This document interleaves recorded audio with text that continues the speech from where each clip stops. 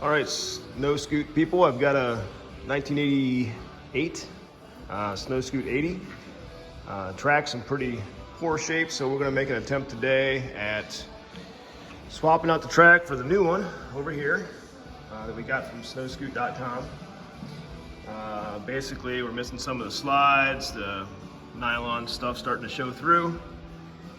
And we really didn't see any videos that had much to say about swapping out the track. So we're just gonna take a few clips of what we got into to do it. We're gonna try to cheat the system a little bit and just kind of take apart the brake side and maybe slip the track out from the right-hand side of the Snoscoot. So not sure that'll work or not. We'll record whatever we end up doing. So first off in this process, we're going to pop off the exhaust all the way from the engine back.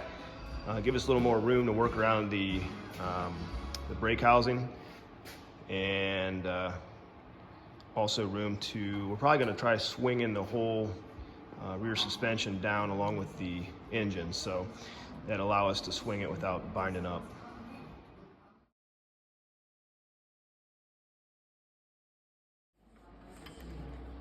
All right, we're taking off the exhaust from the cylinder head, 12mm socket. We're using a swivel because it's a little bit awkward, but a couple 12s there.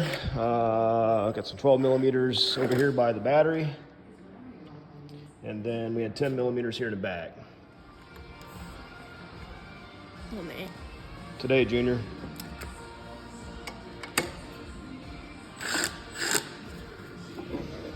All right, so not real complicated, no point in videoing. All right, so now we're going to take out some of the mounting bolts for the rear suspension. Don't know if this is the best order of operations, but it's pretty evident that at some point the slides and whatnot are gonna have to come out to get the track out. So we're gonna go ahead and remove that now.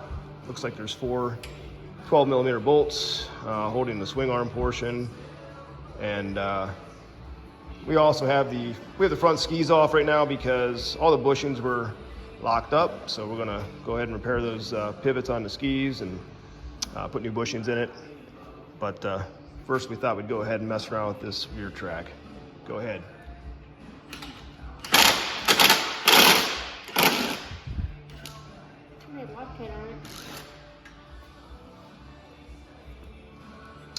Kind of have the weight off the back so it doesn't fall, or at least that's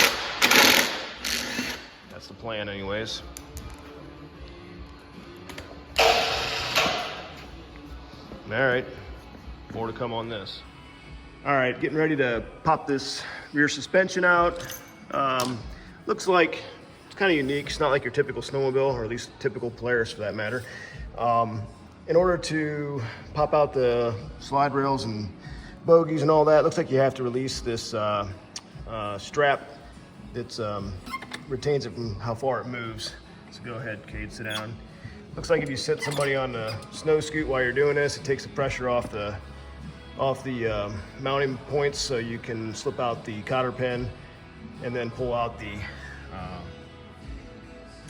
pipe that runs through there. So we'll pop that out and then we'll raise it up and remove these 4 bolts that are on the swing arm. Right there. All right, so we got the 4 12mm swing arm bolts out. We removed the limiter strap in there, which you should do that while somebody's sitting on it, otherwise it's got a lot of tension on it.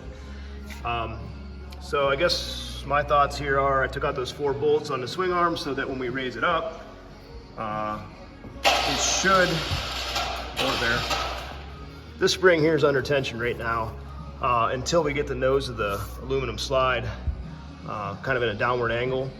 So until we get that spring tension off, you really cannot remove the bolts that hold that aluminum suspension in place. So we're just gonna raise it up until all the tension's off. And at that point right there, let's see here.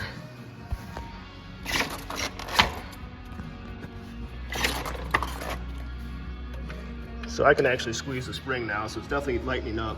Go ahead a little higher, a little more. All right, stop there. Yeah, right there. There's no more tension on that spring, so I should be able to unbolt it here, remove the suspension there or the slide rails, and then we'll try to figure out what's next to remove this main drive up in here. Like I said, I'm hoping to just come out the brake side and not have to disassemble anything on the gearbox side, but more to come. All right, so we got this thing pretty much at the tallest angle we can get it at. Obviously, the best thing to do is get this upper portion of the swing arm basically perpendicular to the aluminum slides. If you do that, the spring tension will release, and that will allow you to take out this bolt that holds the lower slide rails in. So, boy's gonna buzz that one out. Go ahead. And as you can see, it's spinning the other side because it's probably an aluminum shaft that goes through like most units. So I'm gonna grab a wrench and I'll hold on to that. All right, so holding this side with a 14 millimeter and impact on the other, we'll see what happens.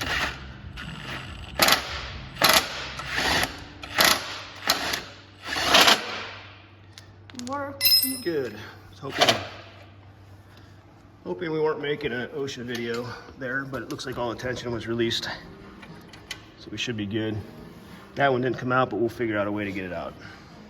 All right, so finally get the bolts out from this rear pivot point where the springs are for the slide rails. Just kind of go back and forth from side to side to get that out. Looks like maybe it had some Loctite on it at one time. Somehow this thing magically wasn't one of the typical shafts that rust in place where you can't get them out. We're lucky in that aspect. So we'll pull that out before we go back together, buff it up, and put some Never Seas or some kind of grease on it. And also, of course, check out the bearings and all the bogey wheels. Looks like the next step's probably to just grab the front of this thing and pull it out. And so, looks like all the bearings are pretty quiet, fairly smooth. So, all right, so we're one step closer, it looks like, to getting the track out.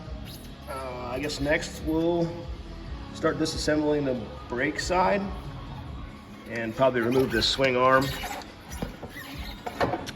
And I don't know, figure out what's next.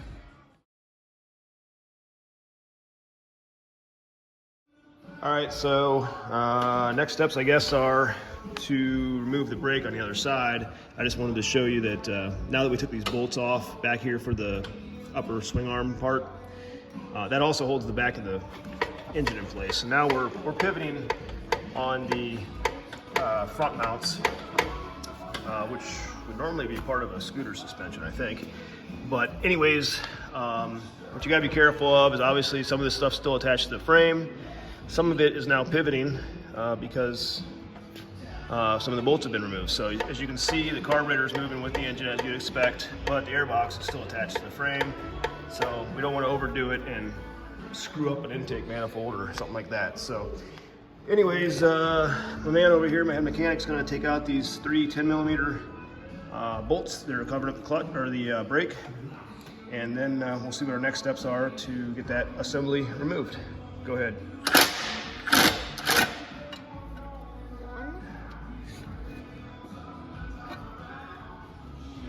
All right, we got the 3 bolts out that hold this cover on, and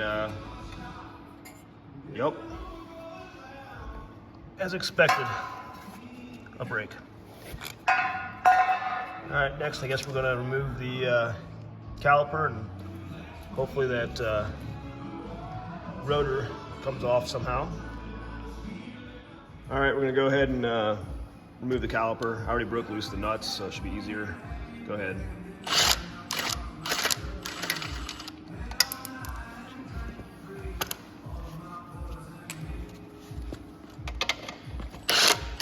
Looks like we can probably leave the cable attached, and the rotor appears to be on a keyway and it's floating on the shaft, so I think all this should just slide off.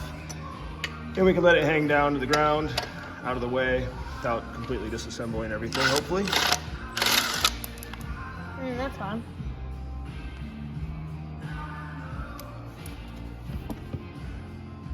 Go ahead. So we're just going to slide this off as a whole, hopefully. Or he is. It doesn't want to come off. Let's see. No, it's stuck. Okay, it's on a spline. So hang on to the rotor. Okay, so I guess we just keep taking bolts apart until things start falling apart. So this is like part of the main frame here that holds the main drive in. I guess I could refer to the manual that's online. Probably be helpful. All right, so we can go ahead and take out these, looks like 5 12mm bolts to release this plate. We've got a handful of 10mm also underneath that. So go ahead and hit it.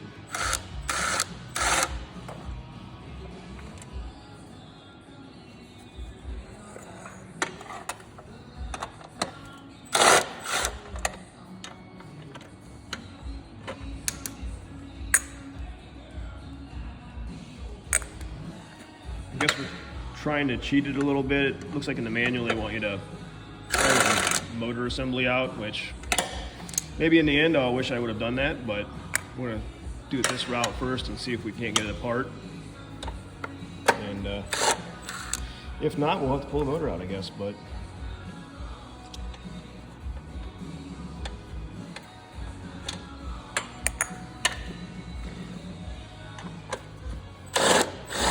one thing we don't want to do is put a bunch of twist on that main drive shaft because it's still tied in on the other side on the engine, transmission belt area.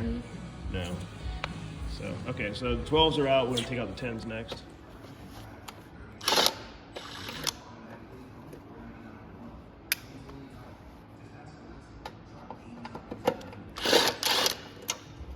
We broke them all loose with a ratchet first, just to make sure they weren't twist off or anything.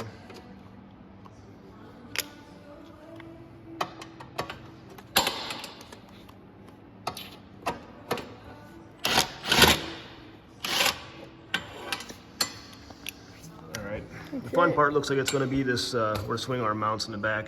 The frame's going to be kind of in the way. Things are starting to get loose. All right, so we got the plate off right here. Wasn't super easy, but it wasn't that hard either.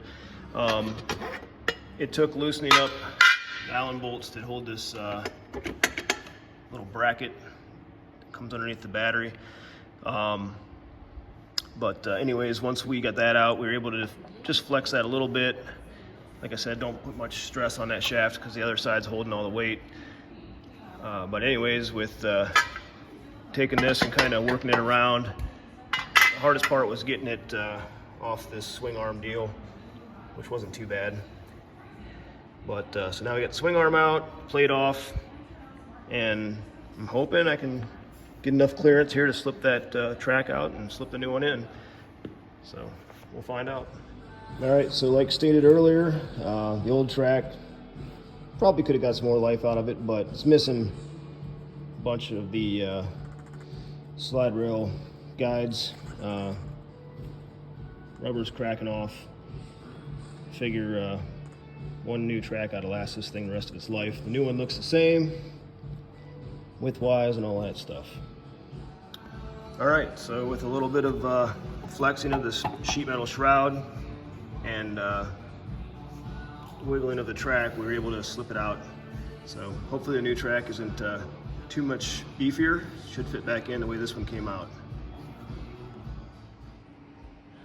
All right, so swing arm, put the track in place. It did slip in place okay. Now we're gonna put the swing arm back in. The shaft was free, but kind of crusty on the inside, so just gonna lube it up. I got a little carried away there. and hopefully down the road, next time it will come out just as easy as it did this time.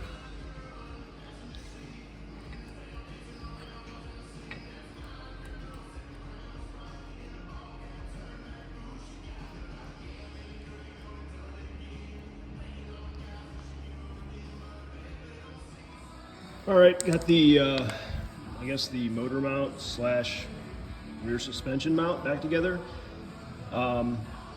Didn't videotape it, I probably should have, but it was too hard to do all that. I needed all my hands. So anyways, basically went back together the same way it came apart. Just had to gently pry on a few things to get it to squeeze by some of the tight spots because I did not take the motor loose. Essentially, I just took this bracket loose back here, 2 Allen bolts, and then all the 10 and 12 millimeter bolts I talked about earlier. Greased up the shafts, lubricated the bearings, and put it back together. I wanted to make a note that the track is directional.